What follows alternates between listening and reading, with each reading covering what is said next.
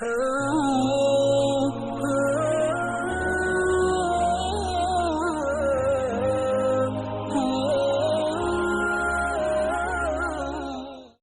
اللہ الرحمن الرحیم، الحمد للہ رب العالمین، اللہم صلی علی محمد وعلی آلہ واصحابہ اجمعین۔ محترم ناظرین و سامعین کرام، آج میں سیرت النبی صلی اللہ علیہ وسلم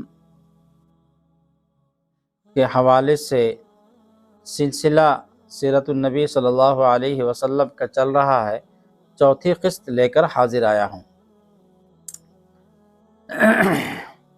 اس سے پہلے میں نے بتایا تھا کہ رسول اللہ صلی اللہ علیہ وسلم حضرت حلیمہ سعدیہ رضی اللہ تعالی عنہ یہاں 2 سال کی عمر تک رہے۔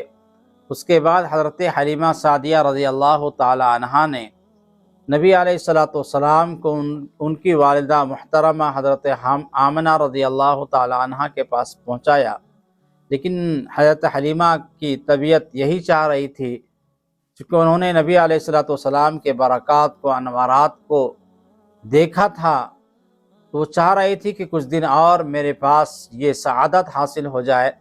اور اس زمانے میں اتفاق سے مکہ مکرمہ میں وبا آئی ہوئی تھی، تو والدہ محترمہ سے اصرار کے بعد والدہ محترمہ نے واپس اجازت دے دی۔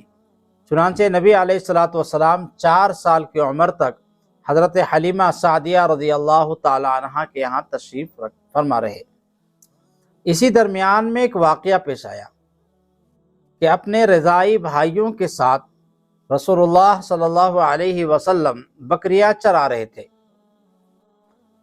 اچانک ان کے جو بھائی ہیں، رضائی بھائی، وہ دوڑے دوڑے اپنی والدہ محترمہ کے پاس گئے اور جا کر انہوں نے کہا کہ ہماری قریشی بھائی کا 2 شخصوں نے سینہ کو چاک کیا ہے، چیر دیا ہے اور اس کو سی رہے ہیں۔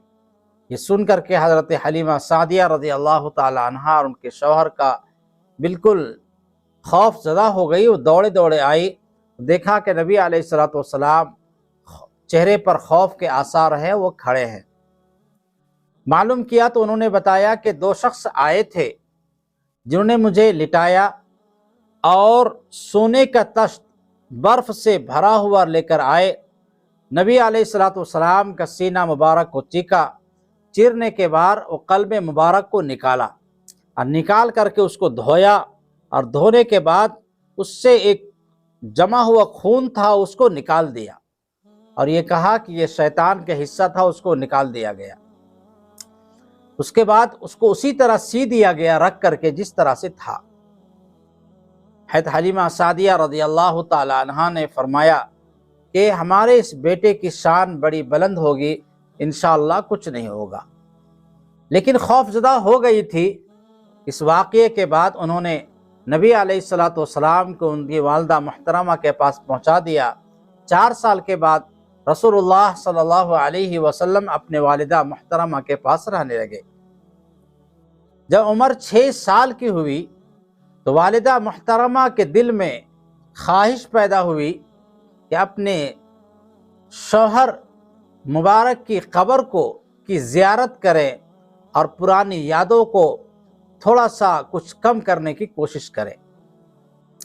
چنانچہ نبی علیہ السلام والدہ محترمہ ام ایمن رضی اللہ تعالی عنہا، جو نبی علیہ السلام کی والد محترم کی باندی تھی، خادمہ تھی، اور عبد المطلب دادا، یہ سب ساتھ میں مدینہ منورہ وہاں گئے۔ 1 ماہ وہاں پر قیام کیا اور نبی علیہ السلام وہاں تشریف فرما رہے، اور 1 مہینے کے بعد پھر وہاں سے واپسی کا ارادہ بنایا۔ راستے میں والدہ محترمہ کی طبیعت بگڑنے لگی۔ ایک جگہ ہے مقام ابوا، وہاں والدہ محترمہ بیمار پڑ گئی، اور اس بیماری کی حالت میں اللہ تبارک و تعالیٰ نے جو فیصلہ فرمایا تھا، اللہ کی جو رضامندی ہو اس پر ہم راضی ہیں۔ اللہ تبارک و تعالیٰ نے ان کی عمر کا وہی حصہ لکھا تھا، چنانچہ مقام ابوا میں والدہ محترمہ انتقال فرما گئی۔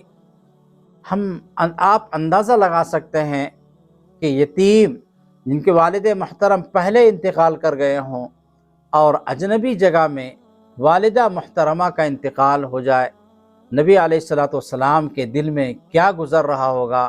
چنانچہ اپنی والدہ محترمہ سے لپٹ لپٹ کر کے نبی علیہ الصلوۃ والسلام رونے لگے۔ تو ام ایمن رضی اللہ تعالی عنہا نے تسلی دیا اور وہاں ان کو تجہیز و تکفین اسی جگہ پر ان کی فرمائی، اور اس کے بعد دادا عبد المطلب اور ام ایمن نبی علیہ الصلوۃ والسلام کو لے کر کے مکہ مکرمہ تشریف لے آئے۔ عبد المطلب جب مکہ مکرمہ پہنچے تو ان کا دل اس یتیم اپنے یتیم پوتے کی محبت و شفقت کے جذبات سے تپ رہا تھا، کیونکہ ایک نیا زخم لگا تھا۔ اب نہیں چاہتے تھے کہ اپنے پوتے کو کوئی اور ہمارے پوتے کو کوئی اور تکلیف پہنچے، چنانچہ اپنی تمام اولاد میں سے بھی زیادہ نبی علیہ الصلوۃ والسلام سے محبت فرمایا کرتے تھے۔ کعبہ کے پاس جب مجلس لگا کرتی تھی تو ان کے لیے الگ سے فرش بچھایا جاتا تھا، بیٹے کنارے بیٹھتے تھے، لیکن نبی علیہ الصلوۃ والسلام جب آتے تو ان کو اپنے فرش پہ ساتھ میں بٹھایا کرتے تھے۔ لیکن عبد المطلب نے مکمل طور پہ نبی علیہ الصلوۃ والسلام کی کفالت فرمائی، تربیت فرمائی۔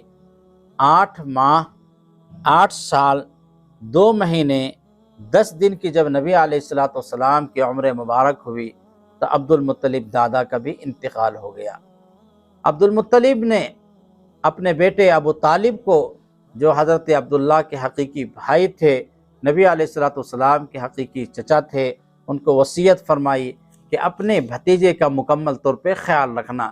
چنانچہ نبی علیہ الصلوۃ والسلام کی ابو طالب نے اپنے باپ کی طرح محبت دیا، شفقت دی، اور 40 سال سے زائد عرصے تک ابو نبی علیہ الصلوۃ والسلام کی مکمل طور پہ حفاظت و صیانت فرمائی، مدد فرمائی اور خوب کفالت فرمائی۔ چنانچہ آگے تفصیلی واقعہ بھی آئے گا کہ نبوت کے اعلان کے بعد کیسے کیسے حالات آئے، لیکن ابو طالب نے نبی علیہ الصلوۃ والسلام کا ہمیشہ ساتھ دیا۔ چنانچہ ایک واقعہ لکھا ہے کہ مکہ مکرمہ میں قحط سالی پڑ گئی، بارش نہیں ہو رہی تھی۔ لوگوں نے ابو طالب سے کہا کہ لوگ پریشان حال ہیں، دعا کرے کہ اللہ تبارک و تعالی بارش برسا دے۔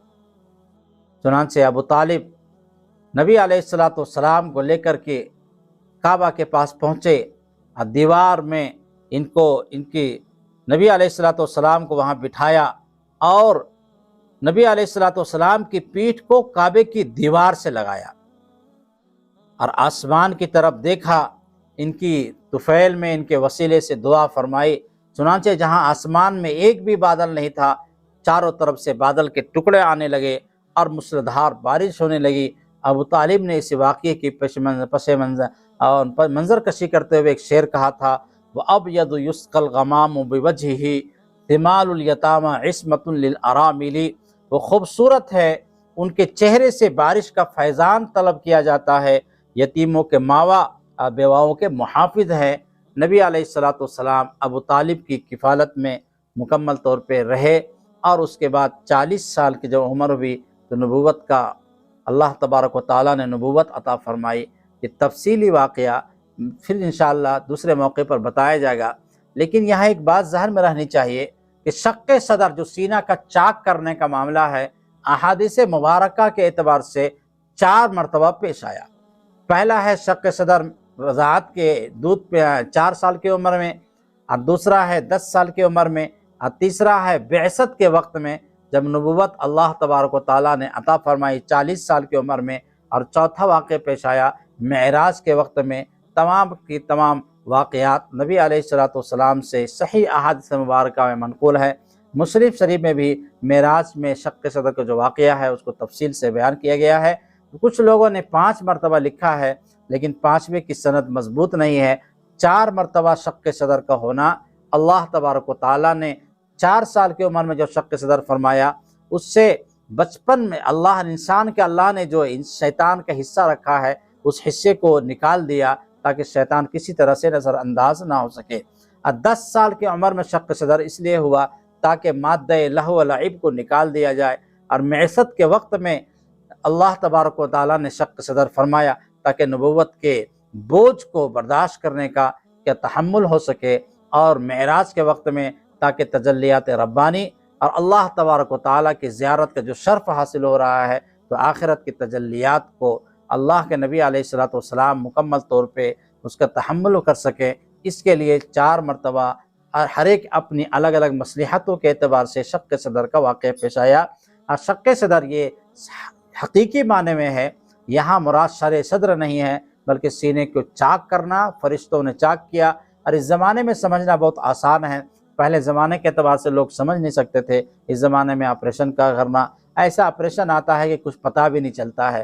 اللہ تبارک و تعالیٰ ساری کائنات کا مالک ہے، تمام چیزوں کا حکم الحاکمین ہے، اللہ ہر چیز پر قادر ہے۔ اللہ تبارک و تعالیٰ نے شق فرمایا، اس کو چیرا، ارنے کے اسی طرح سے اللہ نے رکھا، جس اللہ نے پیدا کیا وہی تمام چیزوں پر قادر ہے۔ تو یہ شق صدر کا جو 4 موقع پر واقعہ پیش آیا، اس سے شق صدر کہا جاتا ہے۔ باقی انشاءاللہ مزید تفصیلات اگلی قسط میں بیان کیا جائے گا۔ وآخر دعوانا ان الحمد للہ رب العالمین۔